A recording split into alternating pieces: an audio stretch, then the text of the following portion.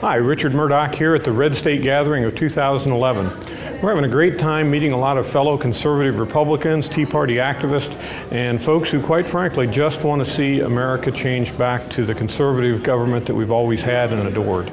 You know, this is a fascinating event. 540 people have gathered. The room is hot and steamy, but that's okay because we're all enjoying the speeches, getting fired up, knowing we're going to make a huge difference in 2012. I stand here today as the only candidate who is running against an incumbent Republican. And he gave you a few reasons why we need to change in Indiana to a much more conservative Republican than Mr. Lugar.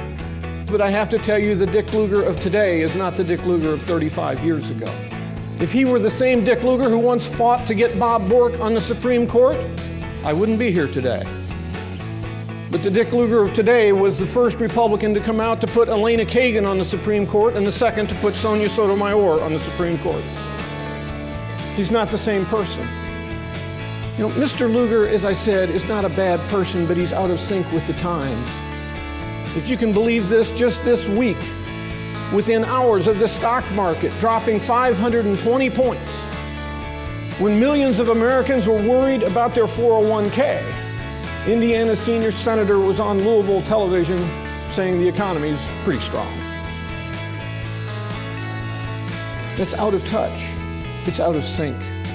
This race would seem to most people who look at a state treasurer versus a 35-year incumbent as one of those David versus Goliath moments. By the way, we know how that ended, right? You know, as state treasurer, I could give you a half-hour speech on what needs to be done in Washington, D.C. We ought to be using the state of Indiana as a model because we've been balancing a budget, actually putting away surpluses even during this tough economic times. There are fewer people working on Indiana payrolls today, the state payrolls, than in 1978. And you hear of reductions in the rate of spending. No, we don't buy it that way in Indiana. We actually reduce real dollar spending year to year. And that's what we have to do at the federal level. My friends, as we say in this campaign, it's time. It's time for a different voice in the United States Senate from Indiana.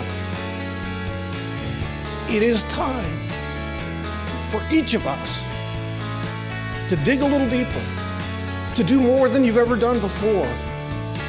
Because in 2012, the Tea Parties need to be heard again. Because, my friends, make no mistake of it, we have a nation to save, and we will do it. God bless you all.